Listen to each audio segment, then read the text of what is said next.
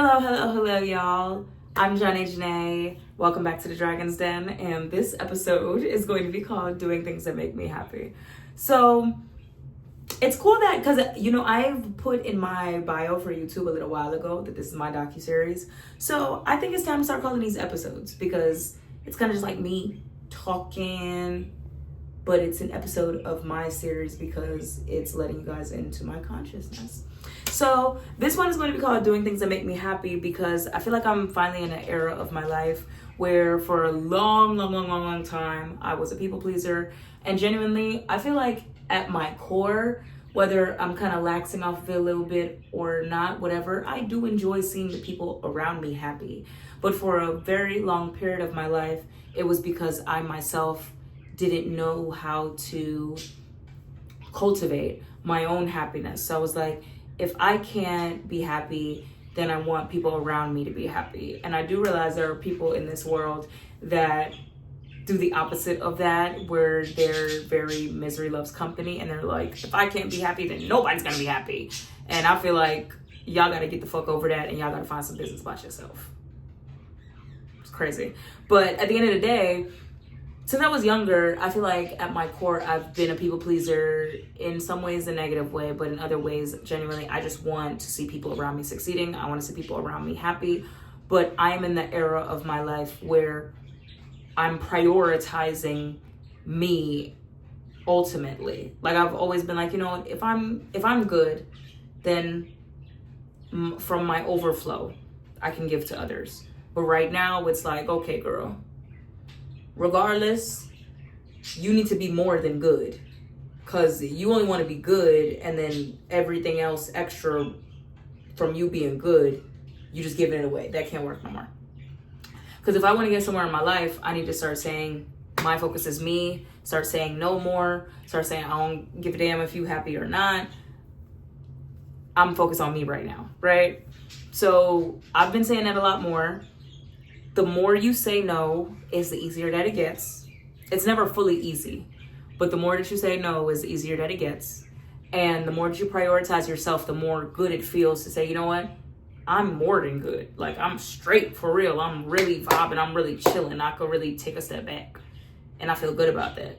So right now, doing things that make me happy is sometimes saying, let me go take a class. Let me go see if I like, for example, some shit like pottery. Let me go see if I like doing, a knitting class or something. Just stuff like that. Or just knowing who you are thoroughly.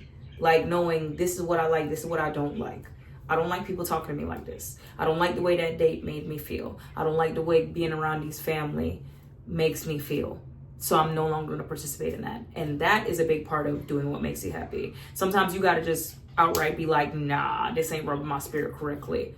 I'm not participating in this anymore. And when you get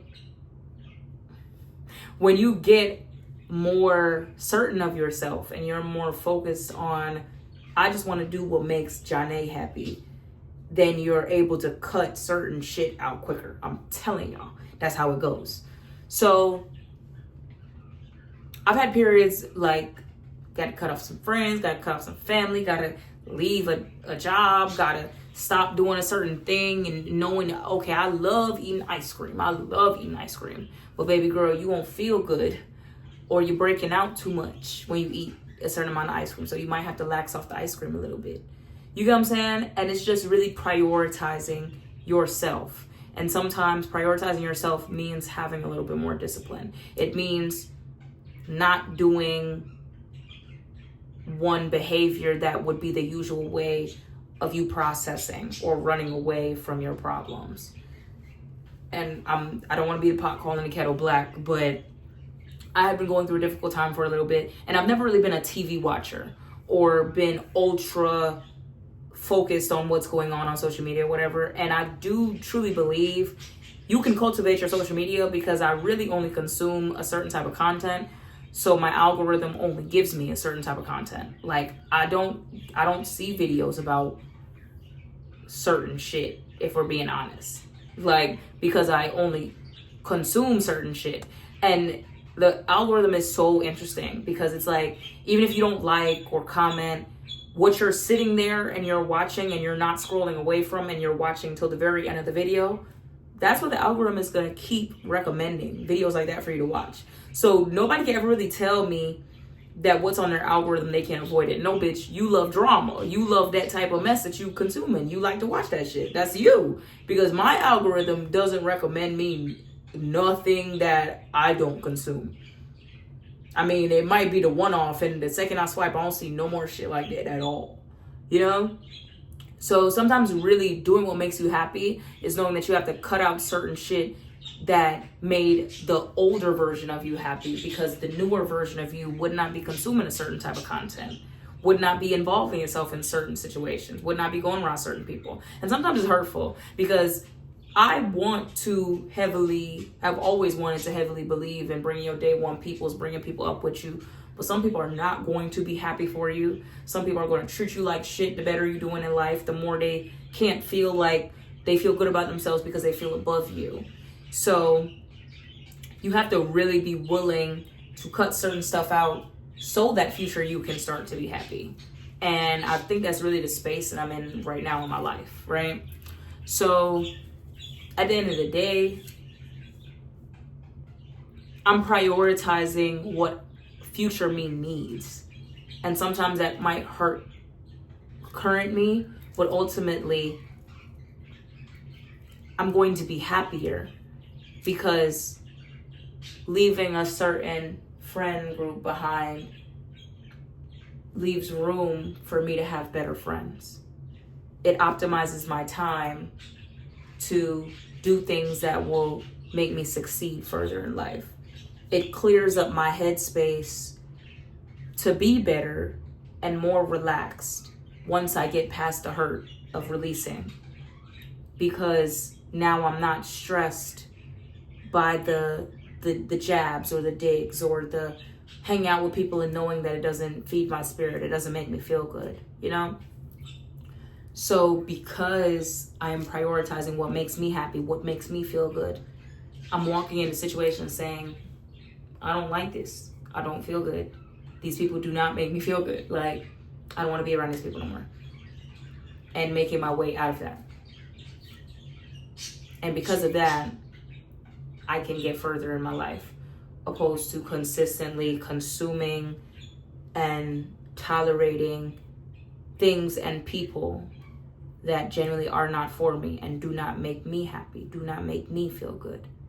So saying all this to say, sometimes it hurts to let certain stuff go. Sometimes it hurts to pick up the apple opposed to the chocolate bar. But you have to.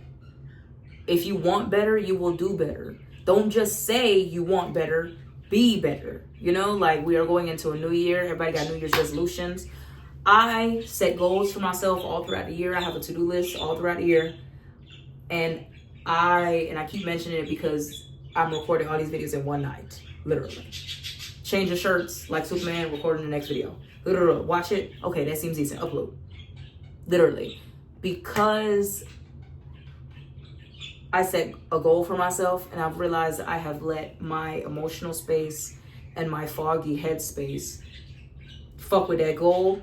So if I have to record all of these videos in one night to hit that goal by the end of this year, I'm gonna do it, because I'm setting my mind to it. If I have to release friends, family, situations, because I know in my mind that that's not good for me, I have to. Even if it hurts, even if I'm gonna be crying. And that's where that goes back to the emotional space and the headspace. Like, it really hurts. I don't want to tear up talking about this. It really hurts to let go of people that you know aren't good for you. And it sounds almost oxymoronic. It sounds like what? That doesn't make sense. But when you really know in your heart and spirit that somebody not good for you, sometimes it's hard to let them go. But if you really want to do what makes you happy and what is right for you, you will. And it's going to hurt. And you're going to cry about it. And you're going to miss them. And you're going to be a little depressed. And it's going to fuck with you sometimes eating or sleeping. Or you want to talk to them again. You want to rekindle something that you know somebody really didn't have your best interest at heart. But you cannot. You have to prioritize yourself. You have to love yourself enough to let certain shit go. And if it doesn't make current you happy, you have to do what will make future you happy, so that future you can look back and say, I am so glad I was strong enough to let go what was not for me.